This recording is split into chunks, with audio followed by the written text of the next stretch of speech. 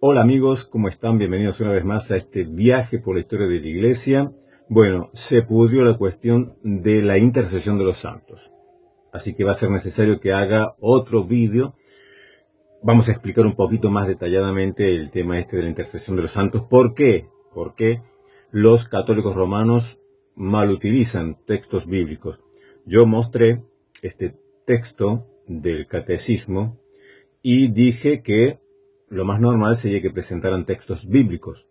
Allí no presentan, pero yo no dije que no presentaran los católicos romanos textos bíblicos después para tratar de argumentar acerca de la intercesión de los santos, sino que la construcción que ellos hacen, que puede parecer muy lógica, muy razonable, como la hizo en el caso de Jesús Ferreira en su debate con Gabriel Assaf, en realidad es una construcción en el aire, que no tiene fundamento, que no tiene solidez, no está basado en la escritura, porque no hay un solo texto, ningún pasaje en las escrituras, y no es que yo pida un versículo, sino textos que respalden, que den a entender que una persona viva aquí en la tierra, o un santo vivo aquí en la tierra, puede pedirle a un santo muerto allí en el cielo. No hay ningún caso.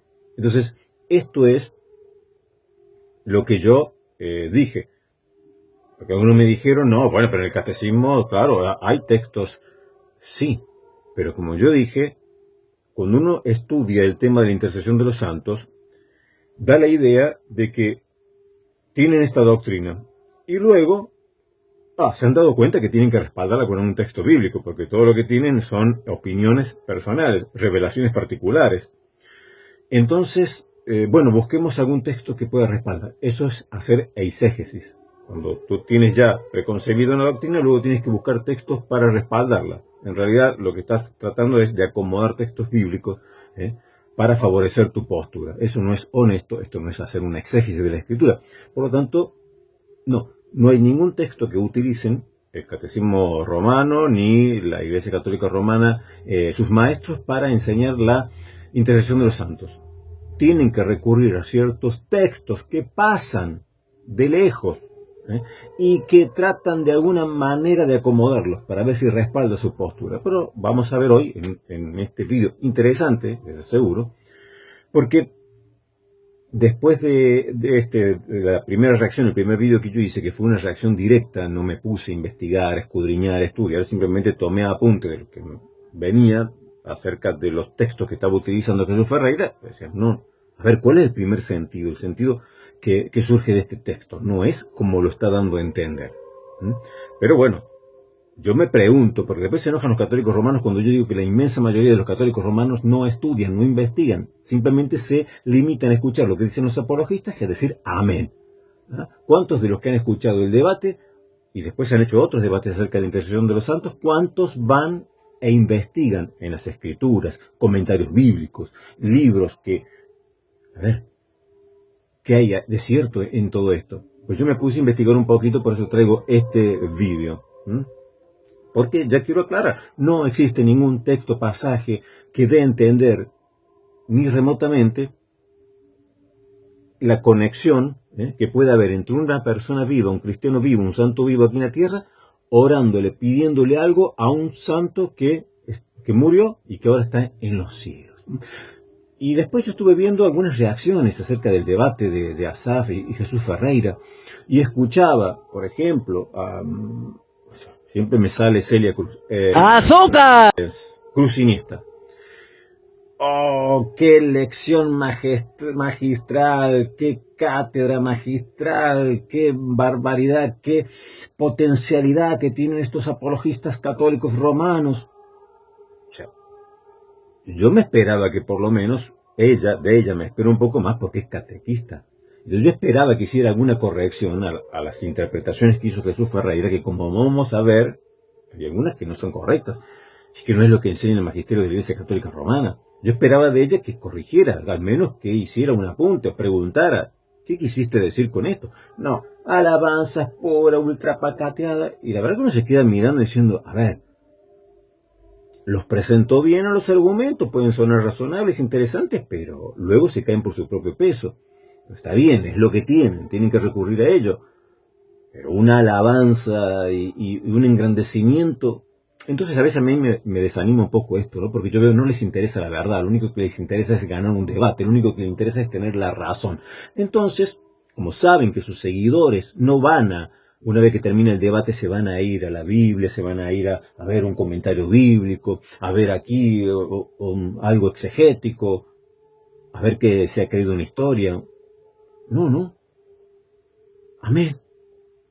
Entonces, claro, luego surgen tonterías como la del padre Luis Toro, que te pone como ejemplo para respaldar la intercesión de los santos el caso de Lázaro, el mendigo, y el rico, ¿no? Que mueren y están allí, en el seno de Abraham está Abraham y Lázaro, el mendigo, y el rico lo ve allí en el lugar de tormento y le dice, Padre Abraham, envía a mi casa, porque yo tengo 5 hermanos, envíalo a Lázaro para que vaya y les diga y les advierta para que no vengan a este terrible lugar.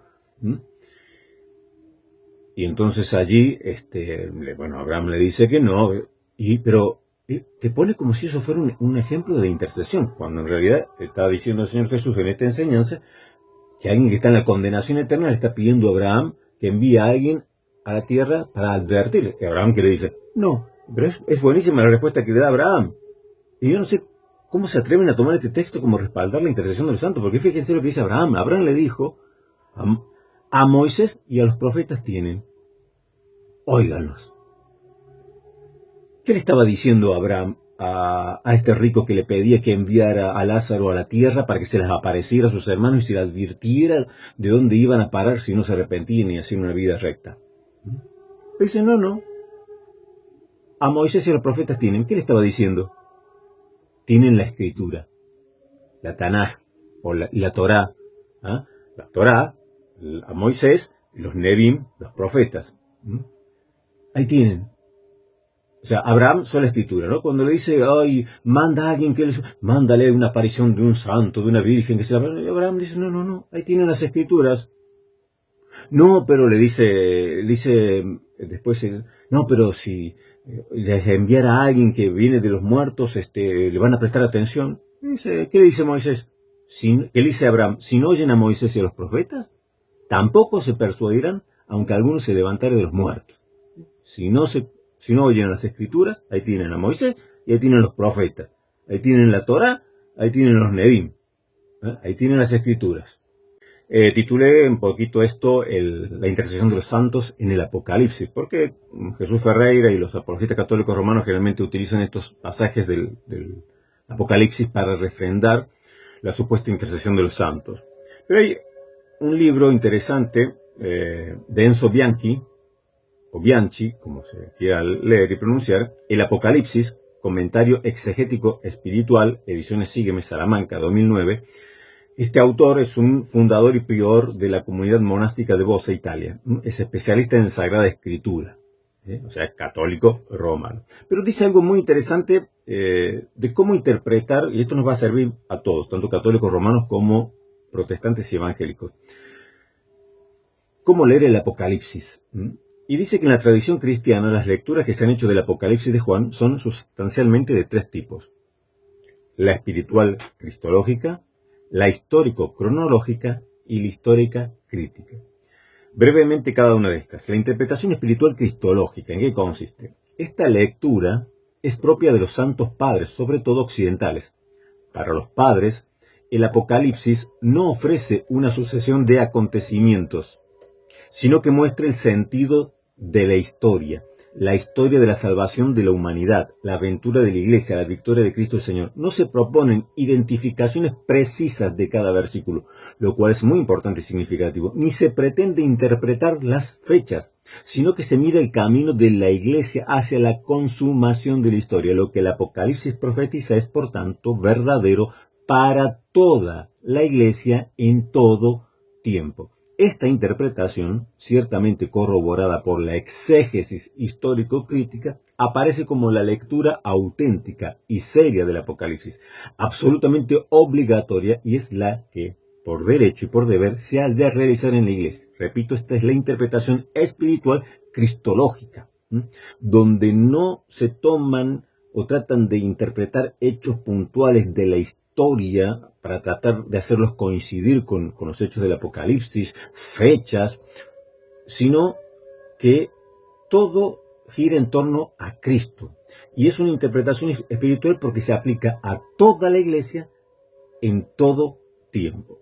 Después está la interpretación histórico-cronológica, que es digamos, lo opuesto a esto que acabamos de ver. Esta interpretación ve en el Apocalipsis el anuncio profético de sucesos mundiales históricos, si bien formulado de un modo críptico, oculto. Se trata de un lenguaje cifrado que es posible comprender y hacer inteligible mediante el estudio de los secretos a través de una verdadera y propia iniciación. El Apocalipsis aparece así como un libro para iniciados, para unos pocos elegidos, aquellos que mediante un nuevo profeta acceden al secreto. Esta es la interpretación más difundida, la que predomina sobre todo desde el año 1000 hasta nuestros días, y la que ha dado origen a las más absurdas fantasías y estupideces. Y esto es verdad, y sobre todo en el mundo evangélico esto es muy real. Esta interpretación histórico-cronológica donde trata de hurgar la historia de cada hecho, cada acontecimiento, buscarle allí, esto ya figuraba en la Biblia, esto está en la Biblia, ¿no? Por ejemplo, Juan Hus, en el 1415, y los taboritas, el grupo radical de sus seguidores, esperaron para el año 1420 la asunción al cielo de los elegidos, por ejemplo, y no pasó nada. Luego dicen, es que Gigi Ávila era un hereje porque dio fecha o pensaba en una fecha que podría llegar a ser el supuesto arrebatamiento, eso es un hereje. Bueno, espero que eso mismo digan de Juan Hus, porque Juan Hus también y sus seguidores creían, ponían fecha para el momento en que iban a ser llevados los elegidos al cielo.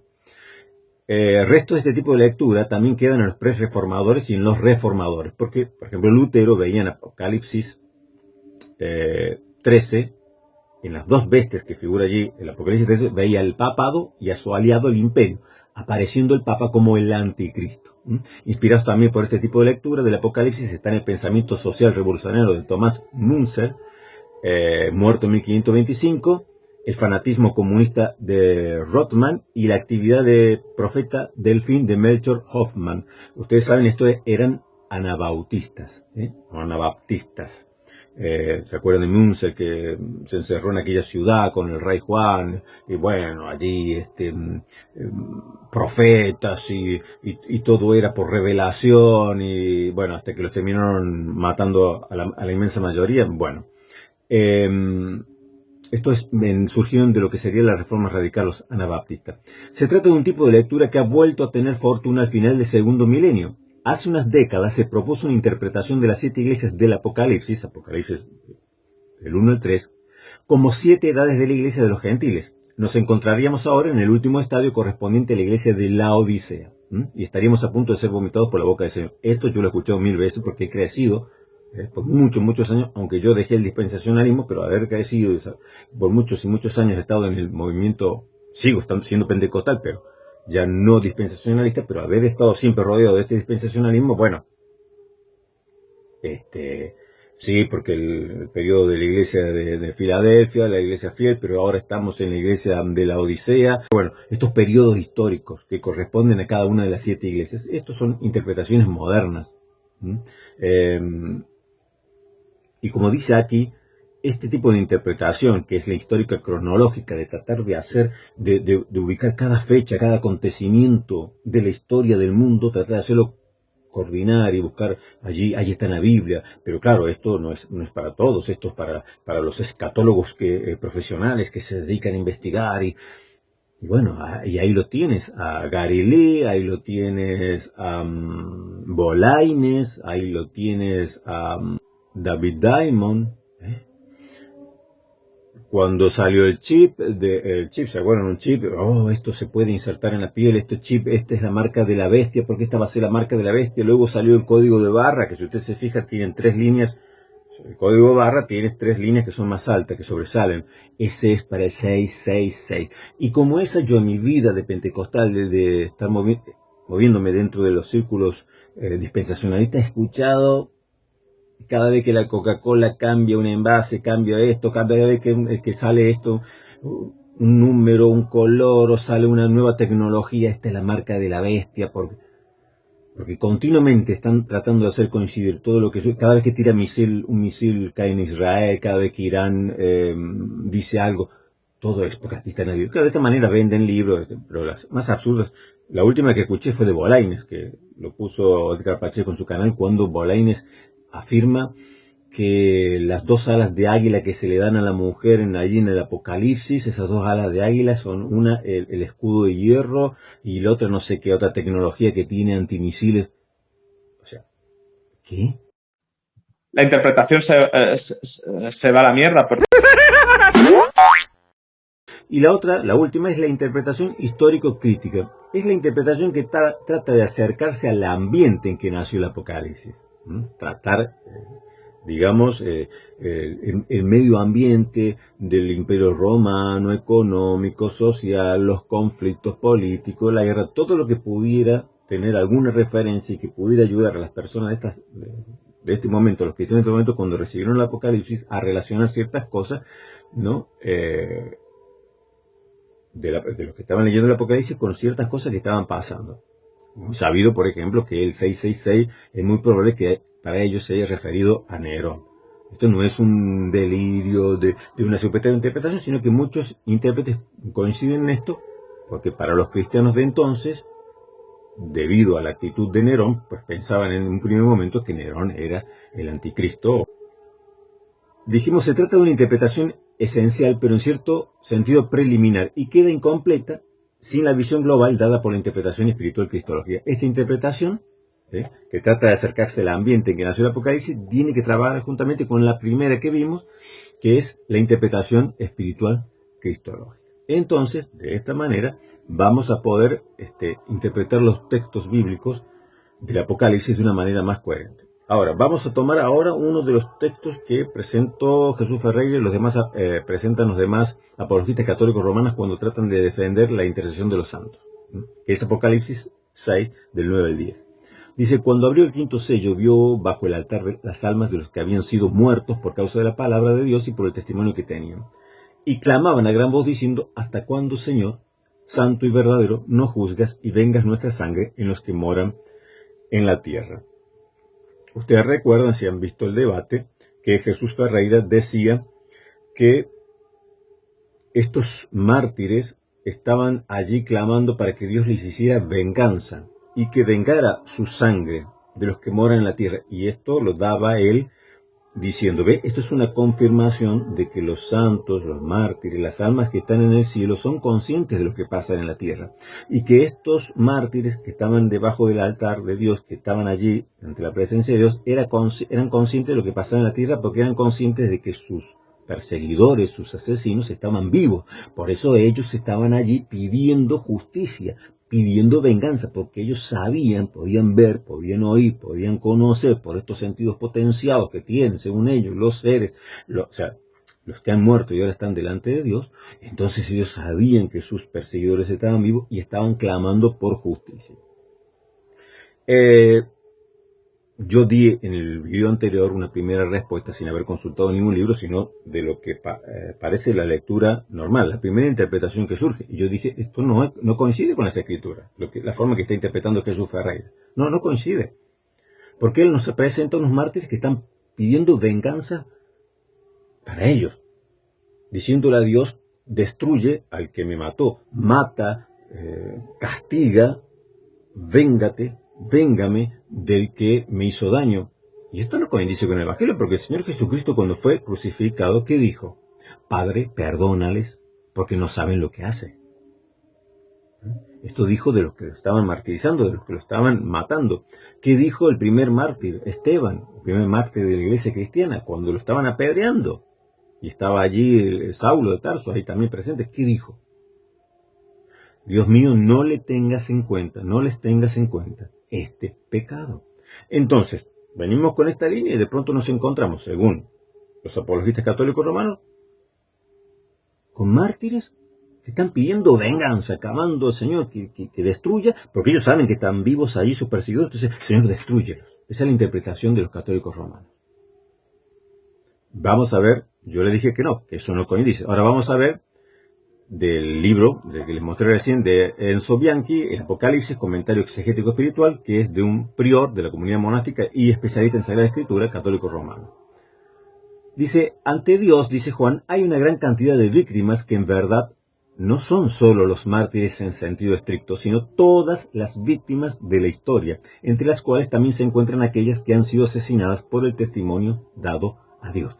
Yo dije que esos mártires no se podían tomar de forma literal, porque el Apocalipsis no se puede tomar a ultranza literalmente, sino de una forma espiritual, siempre cristológico, y que es lo que esos mártires estaban pensando, tanto pongamos que fuese literal, que sí, que eran mártires y allí los individuales, aún así no estarían pidiendo venganza para sí. Lo que estaban haciendo, yo dije, era pedir a Dios que hiciera justicia, que viniera su justicia sobre la tierra, que derramara ya su ira, su castigo, es decir, la culminación de los tiempos, el fin de los tiempos, donde Dios de la gloria vengue las injusticias, castiga a los malos y bendiga, premie a los buenos. Entonces, lo que ellos estaban clamando era por que Dios hiciera justicia. Es decir, no estaban pidiendo venganza, mata al que me mató, destruye al que me destruyó, sino que ellos estaban pidiendo a Dios que se cumpliera el tiempo.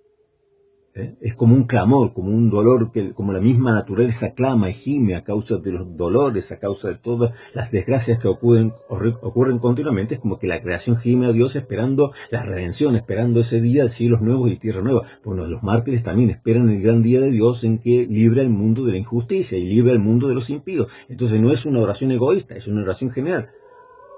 Y sigue diciendo, yo no lo había leído este libro, hoy buscando un poco así entre libros católicos romanos a ver qué decían, veo que coincide exactamente con lo que yo había dicho. Dice, pero en coherencia con la teología de la imprecación ya presente en el Antiguo Testamento y especialmente en los Salmos, el grito de estas víctimas no expresa el deseo de venganza personal, sino la esperanza del cumplimiento del plan de Dios, de la instauración plena de su justo juicio y de su reino. Lo que estas personas estaban diciendo, lo que estos mártires estaban diciendo, no eran pidiendo una venganza personal, mata a los que me mataron, porque ahí los veo, están vivos, oh Señor, destrúyelos.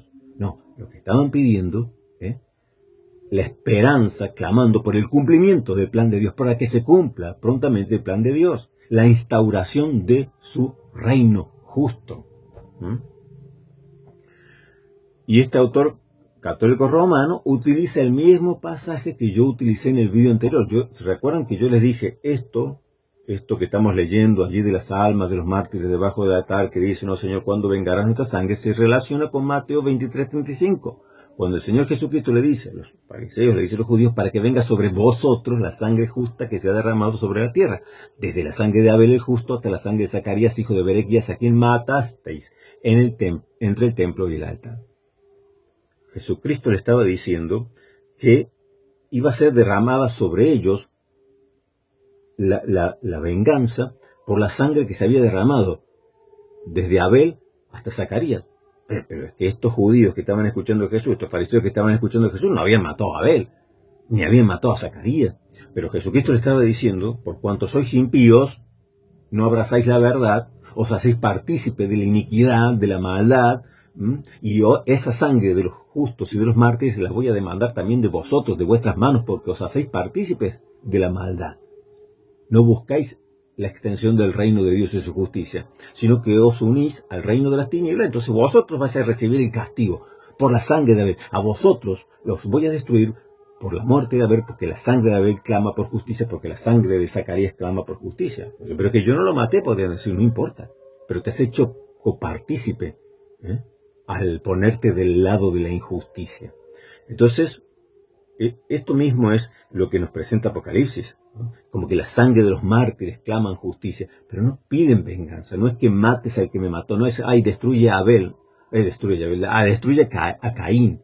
No nos está diciendo el Señor Jesús, está diciendo, a ustedes le va a caer la justicia, la venganza por la sangre de Abel, por la sangre de Zacarías, aunque ellos no lo habían matado. Entonces lo que estaba pidiendo estas almas delante del altar es el cumplimiento del tiempo de Dios, que venga el reino de Dios y su justicia, que se complete el tiempo, sea quitada la maldad de la tierra y reine el sol de justicia, que es Cristo. O sea, no es una oración egoísta. Entonces eso no demuestra la intercesión de los santos, no demuestra que los santos estén conscientes en el cielo de lo que está pasando en la tierra y de que ellos, no, sí, ves, están viendo a sus perseguidores, por eso le están, no tiene nada que ver, esa no es la interpretación. Lo dije yo, pero ahora no uso yo mis palabras, sino la de este especialista en Sagrada Escritura, católico romano, prior, católico romano, para ver que no es una interpretación que yo estoy diciendo, esta es la interpretación protestante, no, dentro del lado católico también.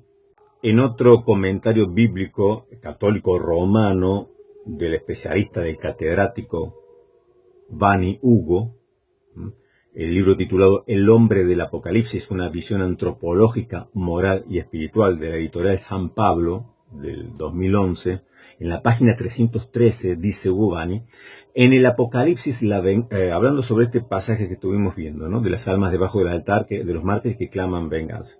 En el Apocalipsis, la venganza realizada por Dios siempre en sentido afirmativo y exclusivo, no parece absolutamente como un desahogo emotivo, ni menos como una aplicación de la ley del talión.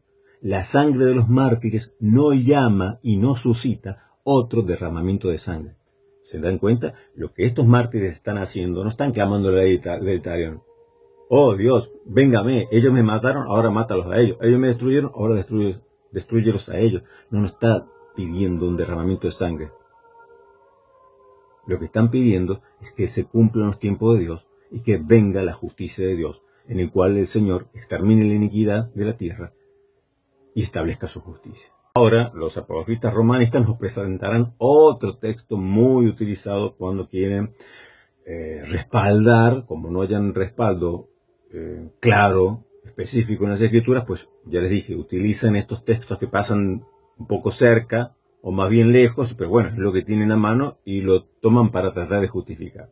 ¿Cuál es el otro texto? Apocalipsis 5:8.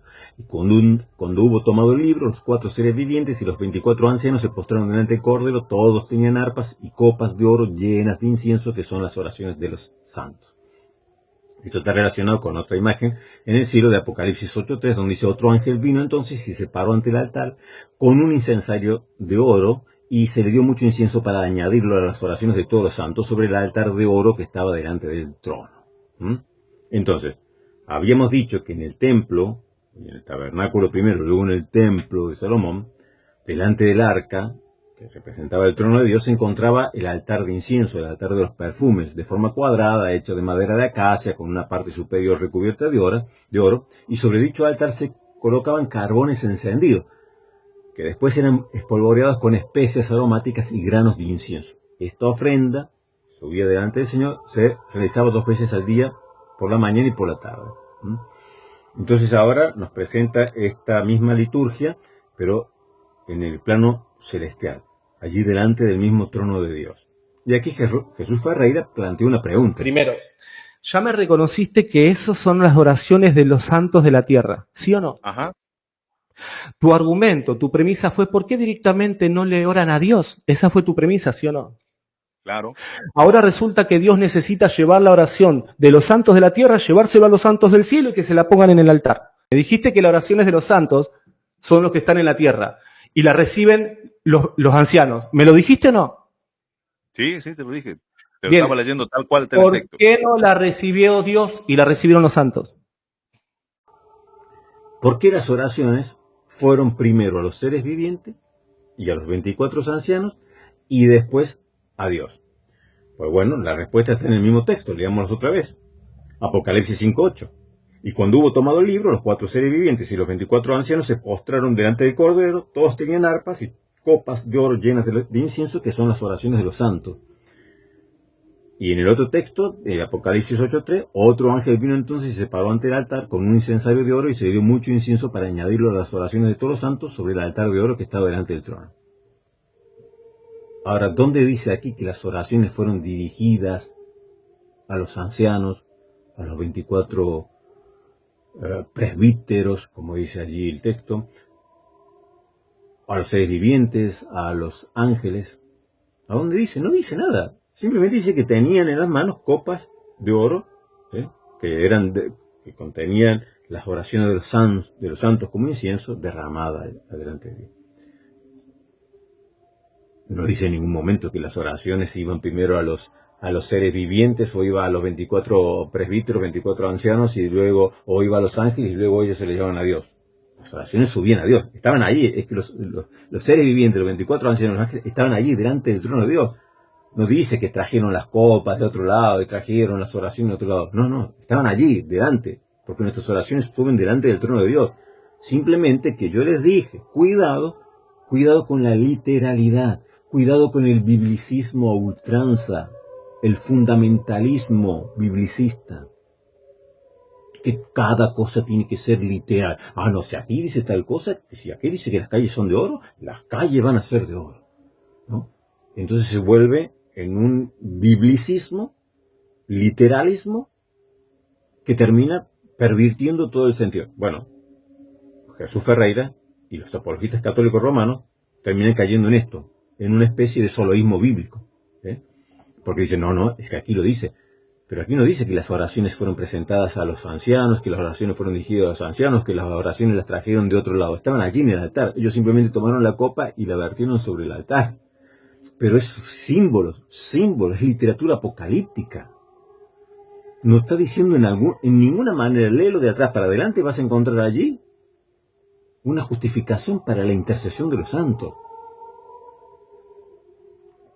Ahora, vamos a leer el otro libro de este católico romano, de este especialista catedrático, Vani Hugo, que tiene varios libros acerca del Apocalipsis.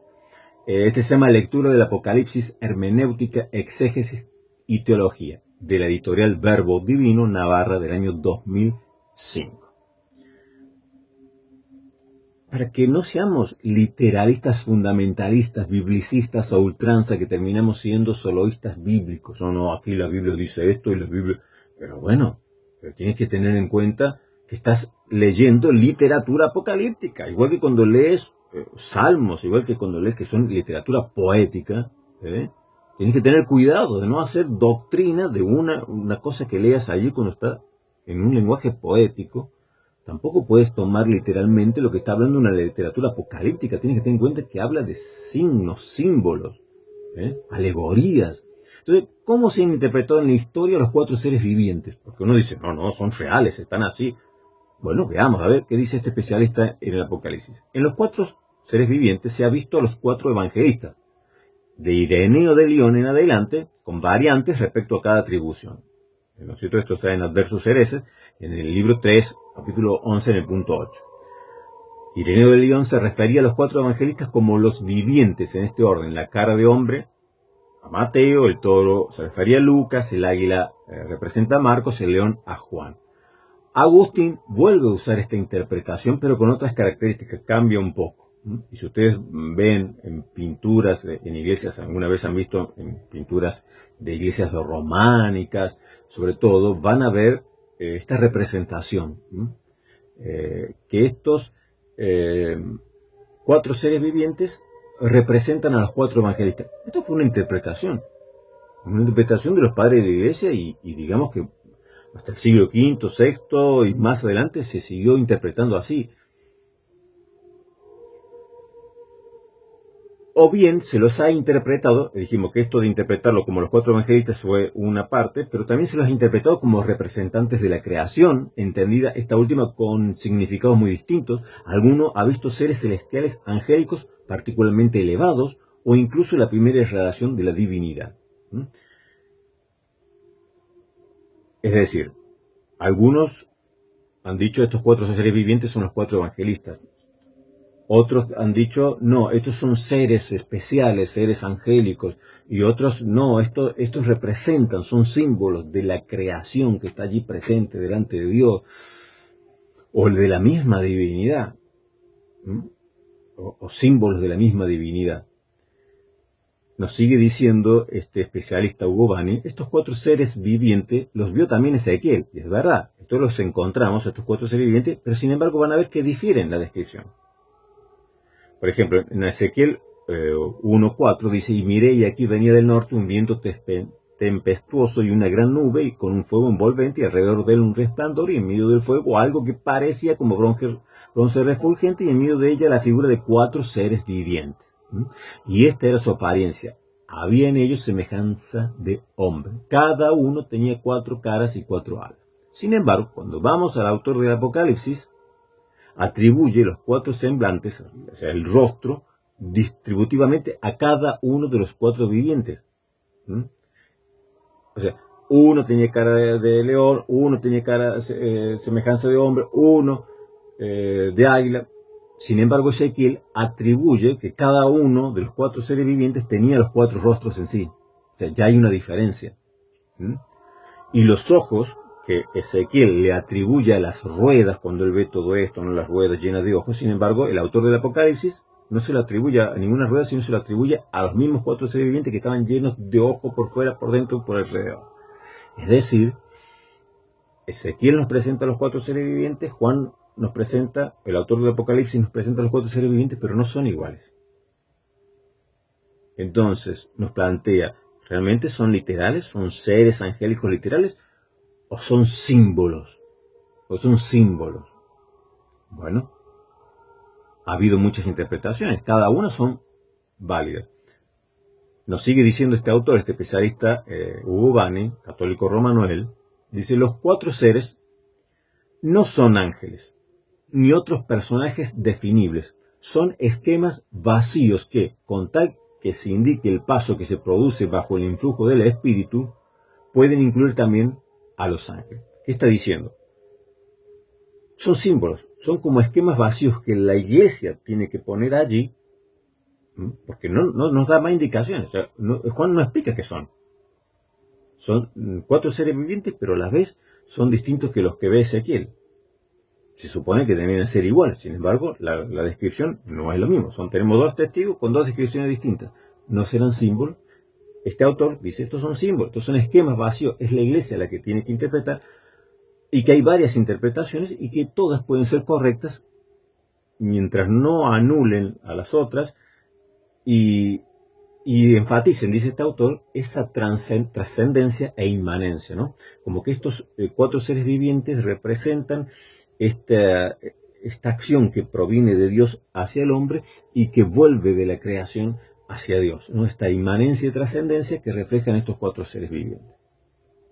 Es decir, puede haber distintas interpretaciones, pero nadie, ningún autor va a asegurar, y ninguno puede decir, no, la interpretación correcta es que son seres angélicos literalmente y verdaderamente y auténticamente seres vivientes, literales, reales. No, es muy probable que sean simbología de la literatura apocalíptica. Por eso Ezequiel los ve de una forma y Juan los ve de otra forma, según lo que Dios quiera revelar a cada uno. Ahora, ¿qué nos dice acerca de los 24 ancianos? ¿Son reales? ¿Cómo se ha interpretado? Dice, los presbíteros, los ancianos, constituyen una figura simbólica, compleja y muy frecuente en el Apocalipsis, donde a menudo se los pone a la par de los seres vivientes. Es difícil identificar el origen, aunque no sea más inspirador, de estas figuras simbólicas. O sea, este especialista lo da por figuras simbólicas. Ahora nos dice, esa es la interpretación que hace, ahora nos dice cómo se ha interpretado históricamente, porque no todos han tenido la misma interpretación. No todos han dicho, no, son personajes reales. No, ha habido varias interpretaciones. Dice, se ha hablado de seres celestiales, ángeles o seres semejantes. Se ha hablado de hombres glorificados, identificados luego con todos los santos de la antigua y nueva alianza, la iglesia triunfante, los representantes del sacerdocio real, personajes de la antigua alianza, o más genéricamente, representantes de la humanidad. Algunos han dicho, no, estos 24 presbíteros son representantes de la humanidad. Otros han dicho, no, estos representan, y esa a veces es una de las interpretaciones más, digamos, corriente que ustedes pueden escuchar, es decir, no, estos 24 presbíteros, estos 24 ancianos representan a las 12 tribus de Israel y representan a los 12 apóstoles. Bien, puede ser, pero el texto no dice nada. O sea, no dice el texto que estos son los 12 apóstoles del Cordero y que son los 12 patriarcas. No dice absolutamente nada. Es una de las interpretaciones posibles. Y es probable, como dice este autor, que sean simplemente personajes simbólicos, no personajes reales, porque está viendo una visión, está expresando una visión celestial llena de simbolismos, de alegorías, en un lenguaje apocalíptico, no en un lenguaje normal, como si estuviéramos hablando de cosas reales de nuestra vida o diarias de nuestra vida que podemos palparlas con los ojos. Más adelante, nos sigue diciendo este autor, no son personajes ya definidos. Las distintas interpretaciones son válidas mientras no excluyan a las demás. Ahí está. Son como esquemas vacíos, son como simbolismos. La iglesia los puede interpretar. A veces se interpreta de una manera, como personajes reales, otras veces los interpreta simplemente como símbolos, a veces los interpreta como que son los 12 apóstoles del Cordero y los 12 patriarcas, pero pueden ser una cosa, pueden ser la otra.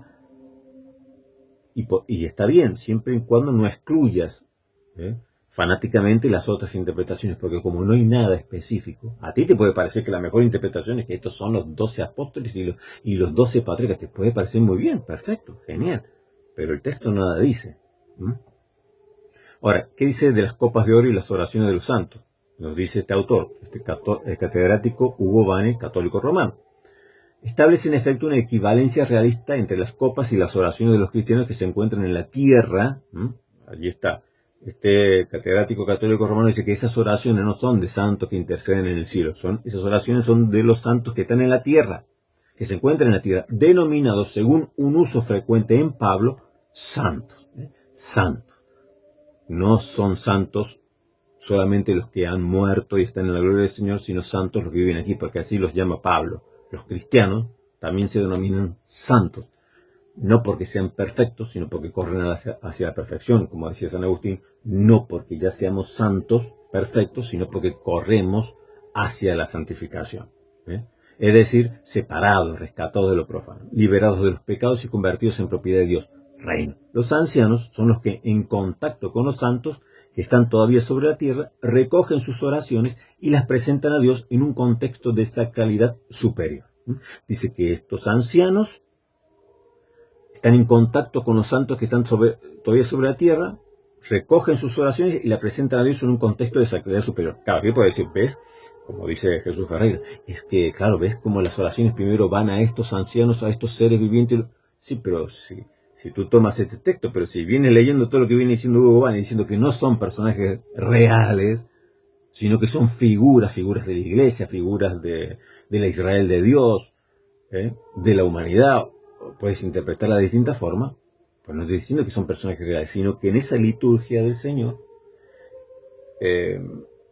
uno me puso en los comentarios que no entendía el porqué de esta escena, y yo le decía, bueno, míralo como un culto, una liturgia que se está produciendo en el cielo. Está allí la iglesia triunfante, la que ya está delante de la presencia de Dios, está participando de esa liturgia, está participando de ese culto. Y a nosotros que estamos en la tierra se nos permite participar. Por eso es tan importante la oración. Cuando nosotros oramos, estamos participando de esa liturgia, porque ahí está presente nuestras oraciones. Y de alguna forma, nosotros estamos presentes allí, delante del trono de Dios, en esa liturgia, en ese culto, porque no solamente están los 24 ancianos, no está toda la iglesia victoriosa, no está allí todo lo que fue del antiguo Israel, no está allí los 24 presbíteros, sea lo que sea que representen, los seres vivientes, los 4, sea lo que representen, los ángeles, los serafines y los arcángeles, sino que también estamos nosotros presentes, nos dice este texto, porque nuestras oraciones, nuestras palabras que le vamos a ver, están allí. Por eso estos ancianos, que pueden representar a la iglesia, que pueden representar muchas cosas, vierten estas copas de oro, el incienso, sin tomarlo a la literalidad, cuidado, no es que nuestras oraciones se conviertan en granos de incienso que luego van juntándola allí, la meten dentro de la copa, literalmente, y luego la echan allí en el altar. Son simbología.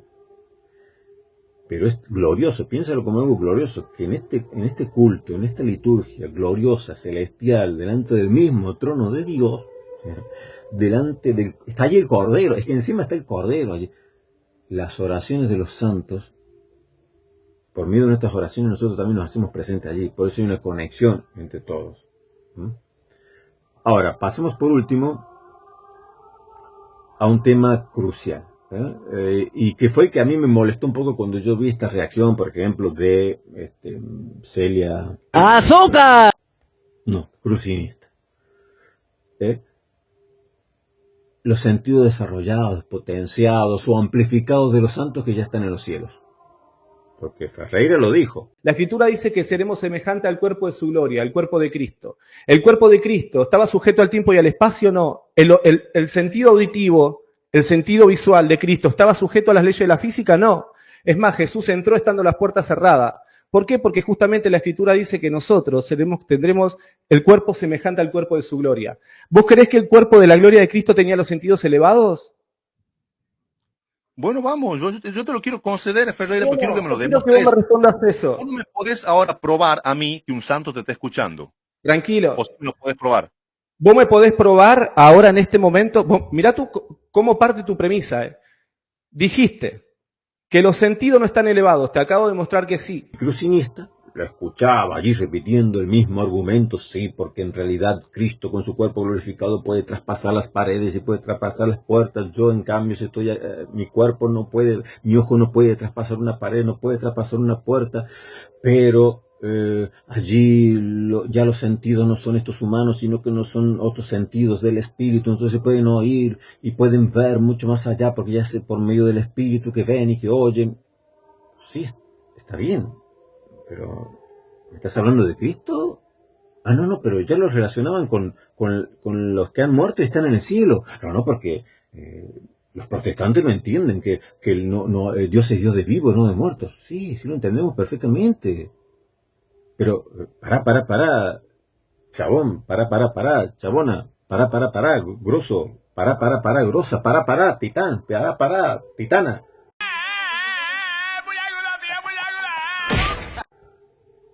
Pero ¿por qué me hablas del cuerpo glorificado, el que Cristo tiene por medio de la resurrección, y me lo aplicas a las personas, a las almas que ya están delante de la presencia de Dios?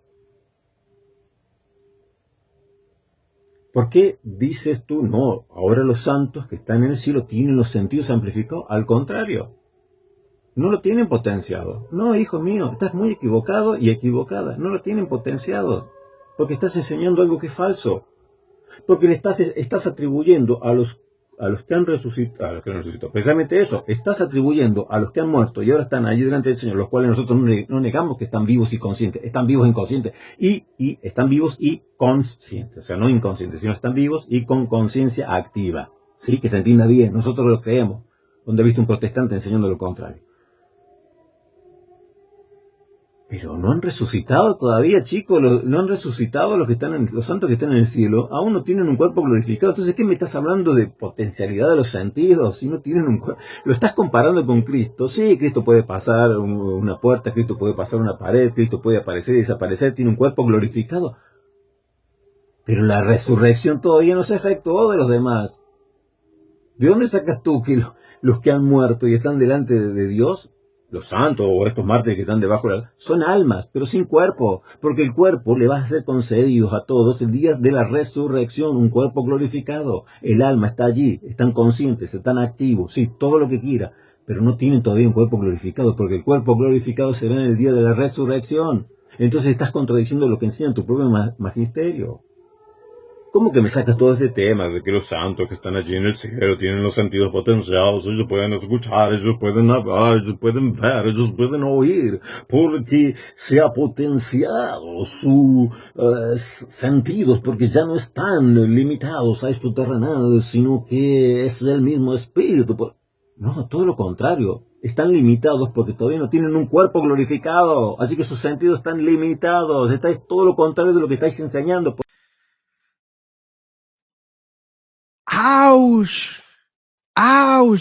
Por eso yo me enojé cuando escuché a la hermana, ¿cómo se llama?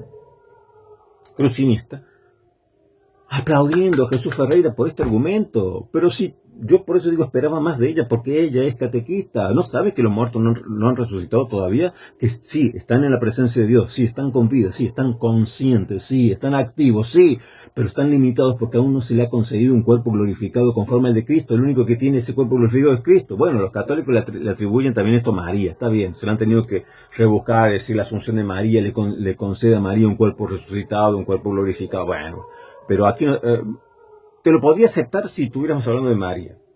Pero no me estás hablando de María. Estás hablando de los santos. Y me estás diciendo que tienen unos sentidos amplificados cuando es al revés, porque todavía no gozan de un cuerpo glorificado. Y me lo estás comparando que pueden hacer lo que hace Cristo cuando Cristo es el único, es la primicia de la resurrección, es el único que tiene un cuerpo glorificado, es la primicia de la resurrección. Se da un pie en el tiro. ¿Por qué se da un pie en el tiro? Fíjate lo que dice Jesús en Juan 6:54. El que come mi carne y bebe mi sangre, no a los católicos romanos que le niegan la copa, sino los que comen mi carne y beben mi sangre, tiene vida eterna, y yo les resucitaré. ¿Cuándo? ¿Cuándo es la resurrección? ¿Ahora? ¿Ya resucitaron? ¿Se murieron, resucitaron y van a la gloria? No, no, no. El alma asciende, sí, el cuerpo queda aquí, terrenal, se deshace. ¿Cuándo le resucitará el Señor? En el día posterior. Leamos un poco más, Filipenses 3:20-21, a ver qué nos dice Pablo. Mas nuestra ciudadanía está en los cielos, de donde también esperamos al Salvador, al Señor Jesucristo, el cual transformará el cuerpo de la humillación nuestra para que sea semejante al cuerpo de la gloria suya, por el poder con el cual puede también sujetar a sí mismo todas las cosas. El cual transformará el cuerpo de nuestra humillación para que sea semejante a un cuerpo de la gloria suya. Pero ¿cuándo vamos a tener un cuerpo semejante a la gloria de Cristo? ¿Acaso los que se mueren y van al cielo y están delante de la presencia de Dios ya tienen un cuerpo de gloria semejante al de Cristo que tanto habla, que los sentidos potenciados, que se yo, y por el Espíritu? No, no lo tienen todavía. Veamos qué nos dice Pablo en 1 Corintios 15:52-54. En un momento, en un abrir y cerrar de ojos, a la final trompeta, porque se tocará la trompeta y los muertos serán resucitados incorruptibles, y nosotros seremos transformados, porque es necesario que esto corruptible se vista de incorrupción y esto mortal se vista de inmortalidad. Y cuando esto corruptible se haya vestido de incorrupción y esto mortal se haya vestido de inmortalidad, entonces se cumplirá la palabra que está escrita: sorbida es la muerte en victoria. Pero ¿cuándo? ¿Cuándo recibirá los santos? ¿Recibiremos nosotros? Dice, los que ya hayan muerto y los que estén en ese momento en la segunda venida de Cristo. Me parecía, en la segunda venida de Cristo. ¿Cuándo? En la segunda venida de Cristo, a la final trompeta. Cuando los muertos en Cristo resucitarán primero, allí resucitarán, porque allí dice, esto mortal será vestido de inmortalidad, porque tendremos un cuerpo semejante a la gloria suya. Ahora, cuando nosotros morimos, no. Y aunque nuestra alma ascienda al cielo, no tenemos un cuerpo glorificado todavía. Eso será la final trompeta, cuando se cumplan los tiempos. Esto es al final de todo. En el último día, cuando el Señor venga visible, glorioso, en la segunda venida de Cristo, los muertos en Cristo resucitarán. Es decir, no es que están allí debajo de la tierra las almas, están en su presencia.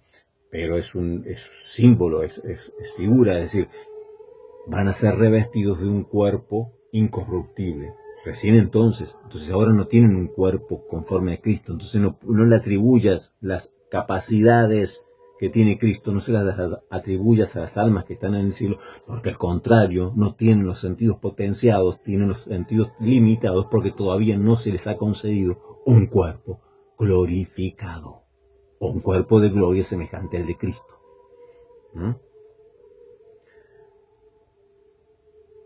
Entonces, por eso les digo, está bien, yo, lo he hecho con el máximo respeto posible, porque yo sé que algunos le tienen cierta animadversión a Jesús Ferreira, pero a mí eso no me interesa, porque yo nunca he interactuado con él, ni he interactuado nunca con Gabriel Azar. Los conozco los dos, conozco sus canales, ya saben que yo siempre sigo, nunca voy a los chats, es muy raro. Creo que en el único chat que suelo comentar es en el de Leonardo Mendoza, allí Unidos en la Fe. Que cuando puedo y agarro, es que para aquí es un poco tarde a veces los likes, pero cuando lo agarro, ya estoy a esa hora desocupado, puedo allí algún mensaje más, pero los escucho. Yo nunca he tenido ninguna interacción, es decir, no tengo ningún conflicto. Yo les contesté a uno que me puso eso, bueno, es que Ferreira se comportó mal con ASAP. Yo dije, bueno, pero si estás en un debate, no te concentres en la persona, porque si no vas a caer en la falacia ad hominem, es decir, concéntrate en los argumentos, de lo contrario no aceptes un debate. O sea, tú aceptas un debate, olvídate del contrincante, olvídate del que tienes al oponente que tienes al frente. Concéntrate no en su persona, sino en los argumentos. Y eso es lo que yo he tratado de hacer. ¿no? Yo no estoy atacando a la persona de él, porque te lo digo, lo presentó bien, fue interesante. En un momento yo me quedé pensando, como por ejemplo cuando él dice, cuando Gabriel Azar le pregunta, bueno, ¿y por qué? ¿Cómo hacen los santos en el cielo para escuchar todas las oraciones? Por ejemplo, San Francisco de Asís, que sabes que él es uno de los santos más venerados, más invocados, ¿cómo hace para escuchar oraciones que en distintas partes del mundo, todas juntas, se le están haciendo? ¿Cómo hace? ¿No? Entonces es aquí cuando dice, Ferrer le dice, bueno, lo que pasa es que en el cielo no hay este concepto de tiempo y espacio, porque esto del cronos es limitado a la creación aquí abajo en la tierra. En el cielo no existe el cronos, no existe el tiempo. Y digo, está bien el argumento, pero tampoco. Es decir, lo estás tomando literalmente, y ese es el problema de Ferreira, toma todo literalmente. Porque fíjate, el mismo texto que él usó, fíjate el conflicto que crea con eso que él ha dicho, ¿no? Del cronos, del tiempo. Apocalipsis 6, del 9 al 10. Cuando abrió el quinto sello, vi bajo el altar las almas de los que habían sido muertos por causa de la palabra de Dios y por el testimonio de que tenían. Y clamaban a gran voz, diciendo, ¿hasta cuándo, Señor Santo y verdadero, nos juzgues y vengas nuestra sangre en los que moran en la tierra? Bueno, Jesús Ferreira nos dijo, es que en el cielo no hay cronos, es que en el cielo entonces ellos no hay tiempo, no hay espacio, por lo tanto, y esto también se lo escuché decir a Cruz Iniesta. Sí, pero fíjate lo que dice el versículo que sigue este texto. Fíjate, nomás sigue leyendo, a ver qué dice abajo. Y se le dieron vestiduras blancas y se les dijo que descansasen todavía un poco de tiempo, hasta que se completara el número de sus consiervos y sus hermanos que también habían de ser muertos como ellos. Y aquí, aunque en el cielo, ya sabemos, en el cielo no hay cronos, que el cronos, el tiempo y el espacio está limitado a la creación, que nos regimos por ello, no a la eternidad. Pero sin embargo, a esas almas que estaban delante del altar de Dios, debajo del altar, se le dice que descansasen todavía un poco de tiempo. Y ese tiempo que dice ahí, si vas a griego, dice cronos. Cronos. Pero ¿cómo que no hay cronos? ¿Me dijiste que no había cronos en el cielo? Porque lo estás tomando todo literal. Aunque no exista cronos en el cielo, sin embargo, a estos santos se les dice, o a estos mártires se les dice que esperen un poco más de cronos, un poco más de tiempo. Aunque no se muevan con el concepto de tiempo, porque a veces nos olvidamos de esto. Es literatura apocalíptica, ¿no? Lenguaje simbólico. Y aunque no exista el tiempo, sin embargo, se habla como si hubiera tiempo. Entonces no puedes usar ese argumento de decir, no, bueno, pueden escuchar todas las oraciones al momento, porque allí no existe el tiempo y el espacio, pero el crono no existe. Pero sin embargo te está diciendo un poquito más abajo del texto que estás usando que sí, esperen un poco de cronos. Se lo está diciendo alguien que está en el cielo. El lenguaje que utilizan ahí en el cielo. Y bueno, porque es todo simbólico, o la mayoría de las cosas, o al menos no tenemos que tomarlos y caer en una literalidad, en un biblicismo ultranza, que terminemos siendo como, como se dice, soloísta bíblico, ¿no? Dame un versículo en la Biblia que diga tal cosa. No es así como se interpreta. Pero, que bueno, que hay que tener cuidado, que hay que mirar todo el contexto, y que estos textos, quieras como lo quieras llamar, y esto me lo hacía también resaltar Leonardo Mendoza en un comentario que me dejó allí, que, o sea, el problema no es, yo hablé en el video anterior, que no es descabellado, que no es una locura ni una herejía pensar que los santos que están en el cielo, es decir, los que han muerto y están ahora en el cielo, son parte del cuerpo de Cristo, y el cuerpo de Cristo es vivo. O sea, no hay una parte del cuerpo que está trabajando, que es la iglesia que está aquí en la tierra, y otra parte del cuerpo que está descansando allí en el cielo. No, están en paz, están descansando, ellos no se preocupan. No. El cuerpo es uno y toda la iglesia está activa. Y no es descabellado pensar que si Jesucristo vive, dice, para interceder por nosotros, dice allí que la Escritura que Él vive para interceder por nosotros delante de Dios. Entonces no es descabellado pensar que si el Señor, la cabeza, está intercediendo por la iglesia, el cuerpo, que ya está allí, la iglesia triunfante, también esté participando de eso, intercediendo por nosotros. O sea, esto no es un concepto ajeno a lo que pudiera ser la Escritura. Es decir, sí, no creo que anden saltando de nube en nube, no sé, estando allí sin hacer nada, ociosos. Seguramente están intercediendo y clamando por la iglesia. Ahora, lo que no puedes demostrar, y lo que la Escritura no da testimonio, es de una persona viva de esta tierra que le esté hablando, pidiendo, invocando a una persona que ya murió y ahora está en los cielos. De eso, esa es la diferencia. Una cosa es creer que los santos interceden. Sí, interceden por la iglesia en general, interceden porque son parte del cuerpo de Cristo, y no creemos que la iglesia esté en una parte activa y la otra parte dormida, descansando, relajada, sino que toda la iglesia, hasta la consumación de los tiempos, hasta las bodas del Cordero, pues está activa y trabajando. O sea, no es descabellado pensar que interceden los santos por nosotros en el cielo, pero no que nosotros podamos invocar un santo, una persona específica, y que esa persona pueda oír lo que nosotros le estamos pidiendo. Y que esa persona luego interceda por nosotros. Ese tipo de intercesión no existe en las Escrituras. Eso no existe. Lo otro, sí, lo otro podemos especular que sí, que no están ociosos y en el cielo, así como están allí en un culto alabando a Dios, también puede, y nuestras oraciones son, o sea, está toda la iglesia triunfante delante del trono de Dios, están allí los que han muerto y ahora están delante de Dios, y dice que las oraciones suben allí como incienso. Sí, son conscientes ellos de que hay un pueblo aquí abajo que está orando y que está sufriendo y que está siendo perseguido y que sufre tentación y que sufre angustia. En general, nosotros estamos aquí descansando, no nos moleste. No, seguramente que ellos están intercediendo, porque participan, estamos unidos todos en esa liturgia celestial.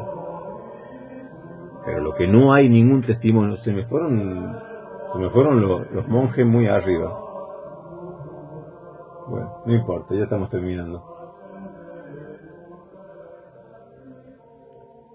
Lo que no hay ningún indicio, y es lo que tenemos que separar.